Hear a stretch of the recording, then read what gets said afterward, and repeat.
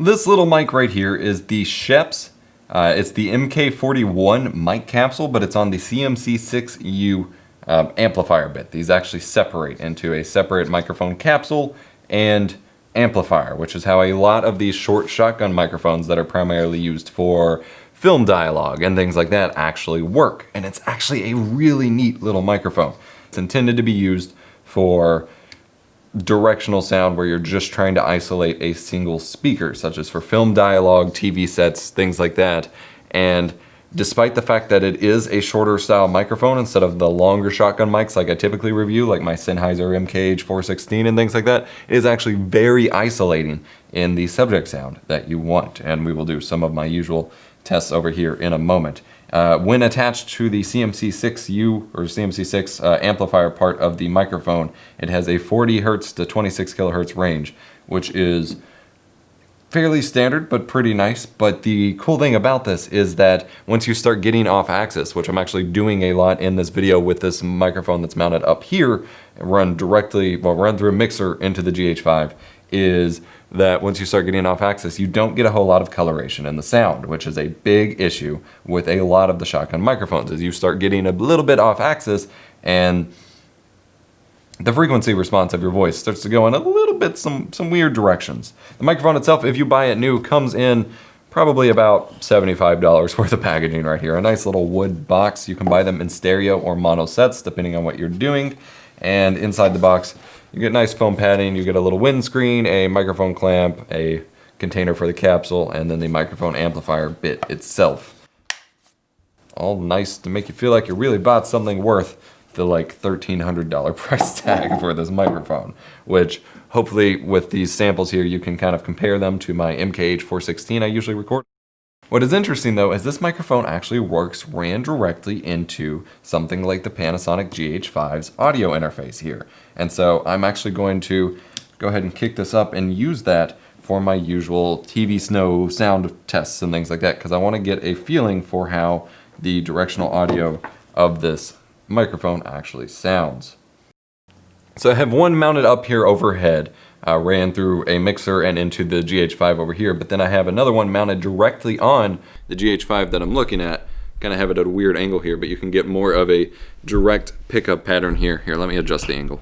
So not that I would ever possibly recommend using a microphone as expensive as this as a vlogging mic. You do get more of an appearance of what you would get for up close, more intimate dialogue, as that's what a lot of the ADR and dialogue-based recording scenarios that these kinds of microphones are actually intended for.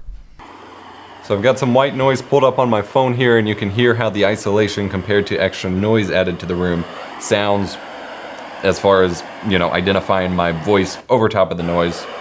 And then we're gonna start getting into some directional audio tests. So here I'm talking directly into the mic with the white noise kind of in line with my voice, and we're gonna start moving it around the microphone.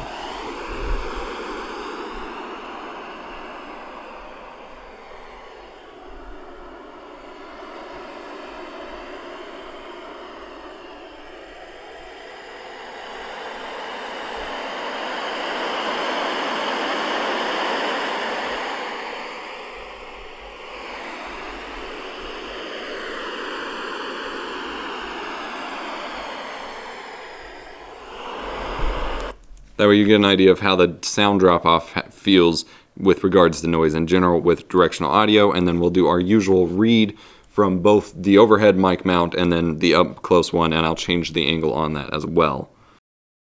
Alright, so we've got both running at once, so I can just kind of intermittently cut between them. 3 rings for the Elven Kings under the sky, 7 for the Dwarf Lords in their halls of stone, 9 for the mortal men doomed to die, 1 for the Dark Lord on his dark throne, in the land of Mordor where the shadows lie.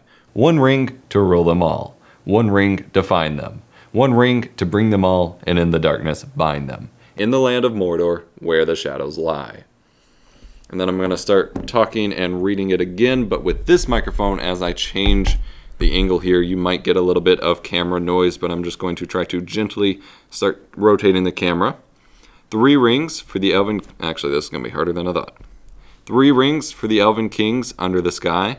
9 for the mortal men... Oh, no. 7 for the Dwarf Lords in their halls of stone. 9 for the mortal men doomed to die. one for the Dark Lord on his dark throne, in the land of Mordor, where the shadows lie. One ring to rule them all, one ring to find them, one ring to bring them all, and in the darkness bind them, in the land of Mordor, where the shadows lie. Assuming there wasn't too much camera noise in that one.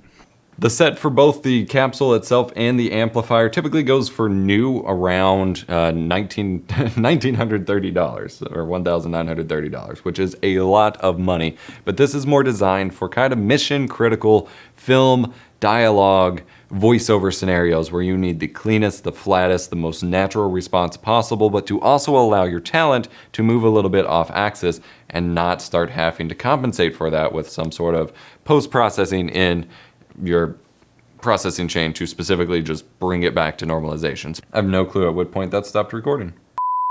Oh yeah, something I don't typically reserve as a surprise, but I wanted to see how it sounded for myself and for you all. I may have already stated, but the overhead mic has actually been running through a compressor, fairly gentle settings, the Alesis 3630, whereas the on-camera microphone that's up close here and oddly cropped in at the moment has been completely untouched, just so you get a feeling of kind of what it might sound like. But obviously this is going to be used in some pretty intense scenarios that I can't even begin to pretend that I could recreate.